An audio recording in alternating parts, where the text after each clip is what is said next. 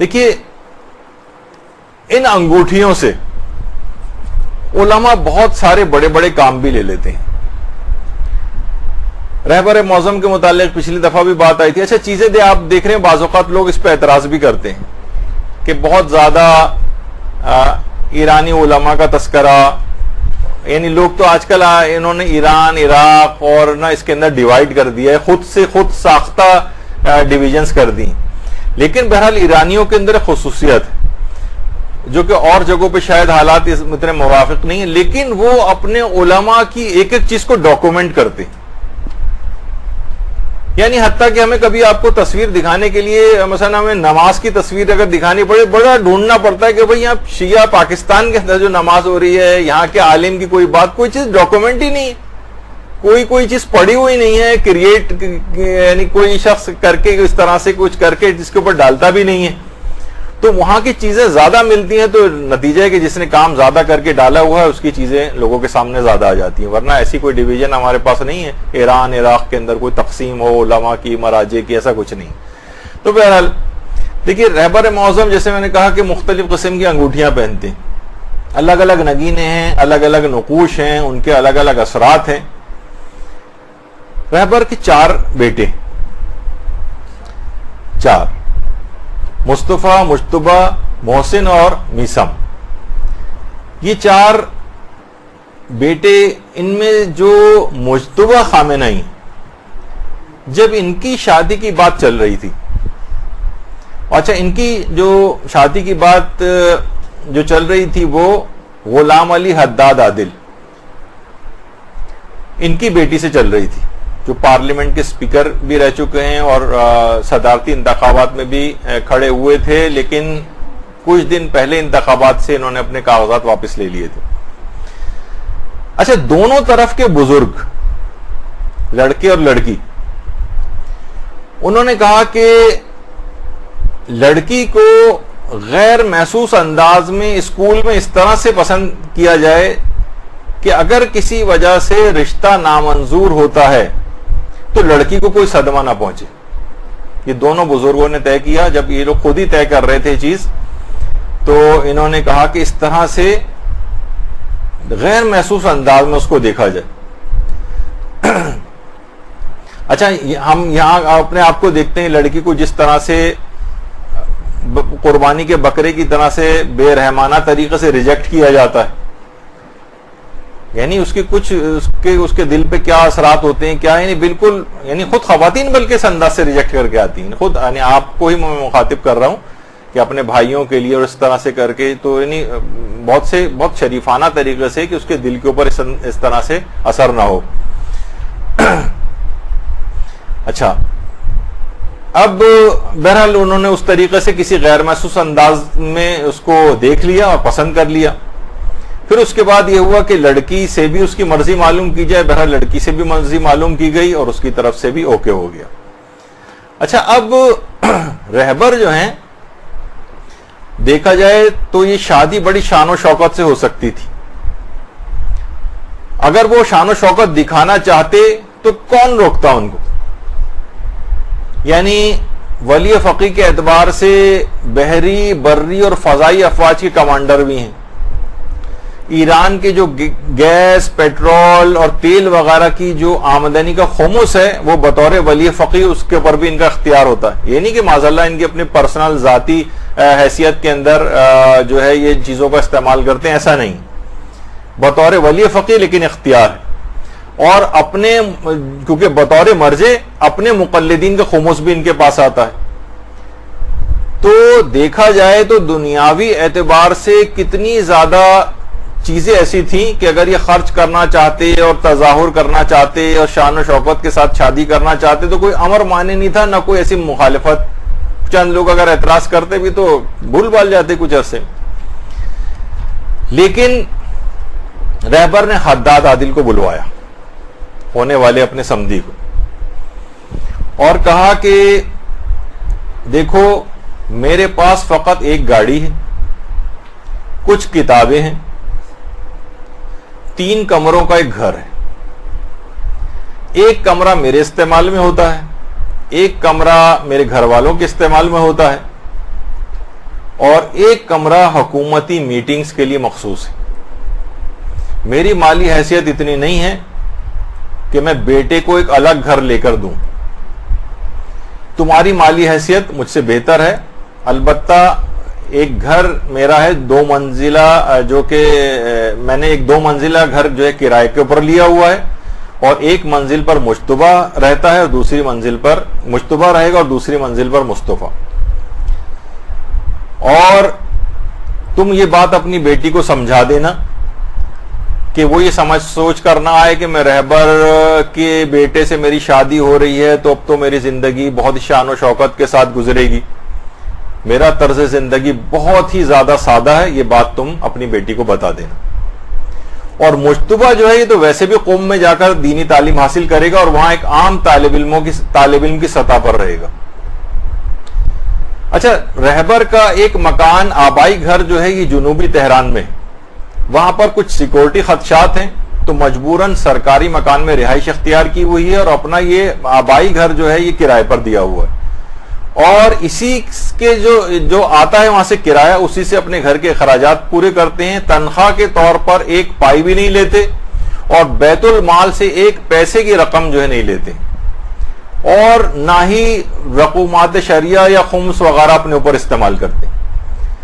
اچھا، اب جب حداد عادل سے بات ہوئی تو ان سے رہبر نے کہا کہ جو مشتبہ ہے اس سے بیٹی کے مہر کے سلسلے میں جو ہے وہ بات کرو. تو رہبر نے کہا کہ دیکھو، مہر کا اختیار آپ کی بیٹی کو ہے، جو بھی وہ چاہے منتخب کرے. اچھا، میں ایک چیز اور بتا دوں بیچ میں، شاید آپ میں سے اکثر کو پتا بھی ہو. ایران میں ایک سسٹم ہے، وہاں کے پہلے سے رائج ہے، اس میں علماء اس کو بہت ختم کرنے کی کوشش کر رہے ہیں کہ وہاں پر شادیاں اس لحاظ سے بہت زیادہ پریشان کن بھی بنتی جا رہی ہیں کہ سونے کے سکے مہر کے طور پر طے ہوتے ہیں. پہلے بتا دوں، ایک سونے کا سکہ تقریباً 300 امریکی ڈالر کے برابر ہوتا ہے. 300 امریکی ڈالر. آج کل 140 کا چل رہا ہے، چلیں 150 بھی لگائیں. میں سننے میں آ رہا ہے کچھ دنوں میں 180 بھی ہونے والا ہے، خدا نخواستہ. تو بہرحال اس ملک کا کیا حال ہوگا اس کے بعد. تو 300 امریکی ڈالر کے برابر سمجھیں، ایک لحاظ سے 40-45 ہزار کا ایک سونے کا سکہ. اور بہت سی جگہوں پہ کیا طے پاتا ہے مہر، مثلا 800 سونے کے سکے، 400 سونے کے سکے، 150. پھر اس کے بعد یہ ابتدان ہوتا ہے، پھر بارگیننگ وغیرہ ہوتی ہے جو بھی. اور اگر طلاق ہو جاتی تو وہاں کے عدالتوں سے عام طور پر، اچھا اس وقت تو شادی کر لیتے ہیں کہ بھئی آدمی جیسے یہاں پہ بھی ہوتا ہے، اور طلاق حق طلاق لکھوایا نہیں جاتا کہ بھئی طلاق کہاں ہوگی. ظاہر ہے گڈ گیسچر میں ایک سب چیز ہو رہی ہوتی ہے، لیکن جب باقاعدہ وہ تنگ کرتا ہے اور اس کے بعد طلاق بھی نہیں دے رہا ہوتا اور دوسرے ملک جا کر بیٹھ جاتا ہے، اور جو پھر والدین پریشان ہوتے ہیں کہ ہم نے شرط کیوں نہیں رکھوائی تھی حق طلاق کو بطور وکیل تفویض کرنے والی. تو وہاں پہ بھی یہ ہوتا ہے کہ اس وقت تو ایکسپٹ کر لیتے ہیں، لیکن بعد میں جب وہ مہر نہیں، طلاق ہوتی اور مہر نہیں دے پاتا تو پھر اس کے بعد اس شخص کو جیل جانا پڑتا ہے.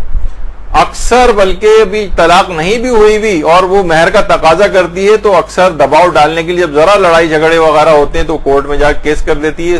ہزاروں کی تعداد میں خاوند حضرات جیلوں کے اندر آج کل بند ہیں کہ انہوں نے مہر جو اتنا زیادہ بڑا ایکسپٹ اس وقت کر لیا تھا، نہیں دے پائے.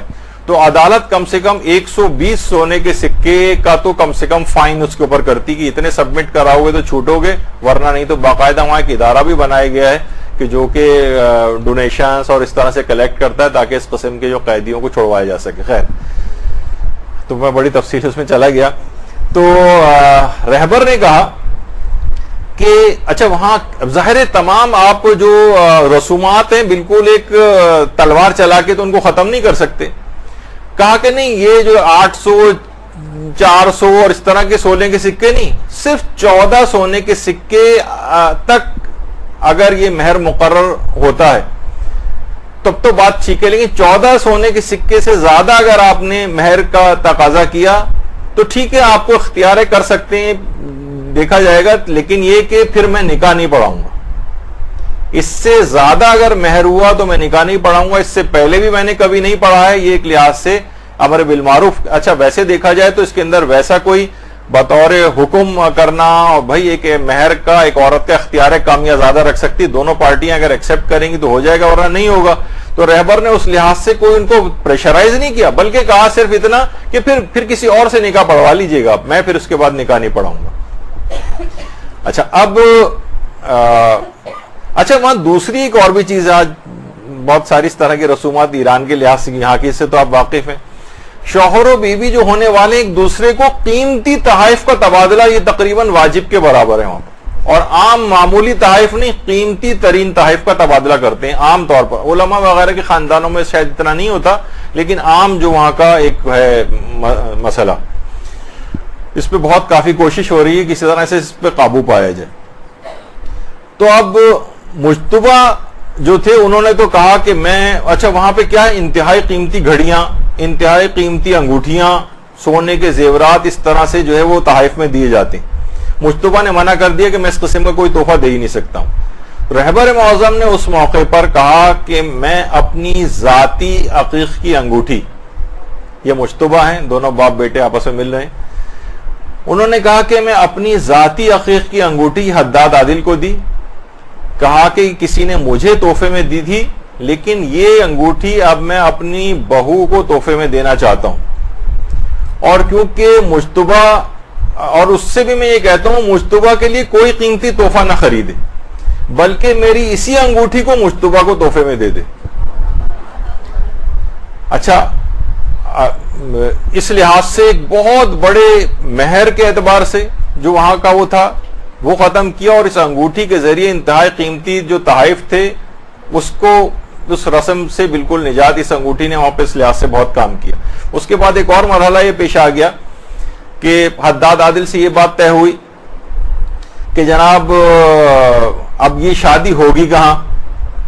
تو کہا کہ اگر تم کسی, رہبر نے کہا کہ کسی بڑے جگہ پہ اگر تم کرنا چاہو تو تمہیں اختیار ہے, لیکن پھر میں شریک نہیں ہوں گا. میرا یہ 3 کمروں والا جو گھر ہے اس میں جتنی بھی مہمانوں کی گنجائش بن سکے اس سے آدھے مدعو کر لو. تو انہوں نے کہا یہ تینوں کمرے اگر ملا بھی لیے جائیں تو بہرحال 200 کی گنجائش بنتی ہے, کچھ باہر کا بھی اطراف میں لے لیا جائے تو اس کے آدھے یعنی 100 50 دونوں طرف کے مہمان, قریب ترین رشتہ دار, اور اس میں کچھ صدر خاتمی بھی تھے اس زمانے میں, اور ہاشمی رفسنجانی حیات تھے, اور کھانا بھی بہت سادہ تھا. اور بارات 2 ٹیکسیوں میں گئی, بارات 2 ٹیکسیوں میں گئی ہے. اور ایک موقع پر گاڑی کی بڑی شدید ضرورت پیش آ گئی تھی, لیکن رہبر نے سختی کے ساتھ منع کیا ہوا تھا کوئی سرکاری گاڑی استعمال نہیں کی جائے گی. اور صرف ایک قالین, وہاں پہ قالین تو ایسے ہی جیسے چٹائی کا ایک نہیں فولڈ کر کے کسی کو چٹائی تحفے میں دیں. ایران میں قالین لگژری اور وہ شمار نہیں ہوتے, بلکہ ایک ضرورت کی ایک چیز ہوتی ہے. ایک قالین, چھوٹا قالین جو ہے رہبر نے تحفے میں دیا, ایک حداد عادل نے دیا, اور تاکید کر دی گئی تھی کہ دفتری یا حکومتی کوئی بھی چھوٹی سے چھوٹی چیز بھی شادی میں استعمال نہیں ہوگی. تو بہرحال آپ نے دیکھا کہ رہبر کی وہ انگوٹھی ایک بظاہر ایک دنیاوی اعتبار سے ایک بے قیمت انگوٹھی, یعنی دنیا کے اعتبار سے, یعنی اس کے اندر کوئی قیمتی نہیں تھی کوئی بہت زیادہ, لیکن کتنے قیمتی جنجالوں سے اس نے گھرانوں کو جو ہے نا وہ بچا لیا. اچھا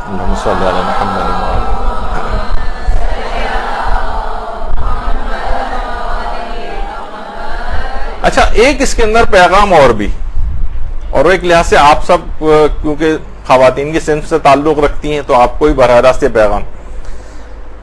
دیکھیے اس شادی میں جو سب سے زیادہ رول پورا فل پلے کیا ہے, آپ بھی سوچ رہی ہوں گی, صرف مرد حضرات نے جو ہے وہ پلے کیا ہے سارا. یہ 2 آدمیوں نے ساری چیز کی, ڈیلنگ سب کی, اور اس کو ایک سادہ ترین شادی کے اندر تبدیل کر دیا. اس میں خواتین کا کوئی رول نہیں, حتیٰ کہ حداد عادل کی جو وائف زوجہ ہیں طیبہ مہروزادہ, ان کا کوئی رول نہیں تھا. اور رہبر معظم کی زوجہ محترمہ منصورہ خجستہ باقر زادہ, یہ ان کی تصویر, ان کا بھی کوئی رول اس کے اندر نہیں تھا اس لحاظ سے. یعنی ویسے تو گھریلو طور پر جو ہوگا, لیکن اس کی ساری تفصیلات اس کو سادگی کے طور پر کرنے کی یہ مرد حضرات نے خود طے کی. کیونکہ پیغام اس کے اندر بہرحال یہی ہے کہ خواتین جو ہیں خود آپ لوگوں نے شادیوں کے خرچے اس قدر بڑھا دیے.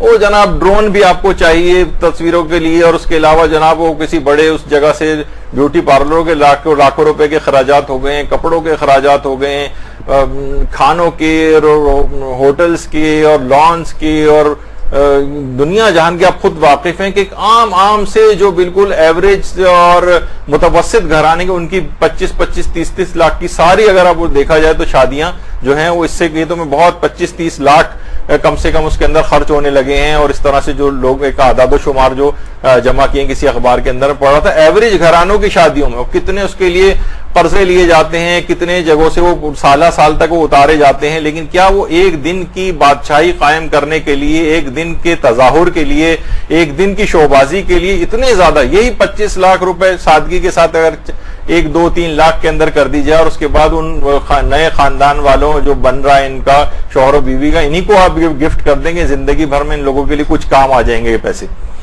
وہ کچھ نہ کچھ اس سے اپنا روزگار میں اور کسی چیز میں بہتری پیدا کر سکتے ہیں. لیکن بہرحال یہ نہیں ہو رہا ہے, خواتین کو اس میں آگے آنا پڑے گا, یا مرد حضرات کو یہ تمام چیزیں ٹیک اوور کر کے اپنے ہاتھ میں لینی پڑیں گی. خواتین کیونکہ مجھے پتا ہے کہ آپ اگر قائل ہو بھی جائیں تو جو آپ کو جن دیگر خواتین سے مقابلہ کرنا پڑے گا وہ اتنی مضبوط ہوں گی کہ وہ آپ کو دبا لیں گے. تو بہرحال یہ شادی بھی طے ہو گئی, اس کے بعد بہترین طریقے سے انجام پائی, اور مجتبیٰ خامنئی, اس کے بعد ان کی اولادیں بھی ہوئیں, اور اس کے بعد یہ خوش و خرم زندگی سادگی کے ساتھ آج بھی یہ لوگ گزار رہے ہیں, اور ایک بہترین بابرکت زندگی ان کے سامنے. تو آپ نے دیکھا کہ بہرحال ایک انگوٹھی نے کتنے خاندانوں کو ایک کتنے بڑے اس سے جو ہے وہ گزارا ہے, ایک مشکل مرحلے سے اور مشکل صورتحال سے نکالا ہے. برحمتک یا ارحم الراحمین وصلی اللہ علی محمد وآلہ الطاہرین.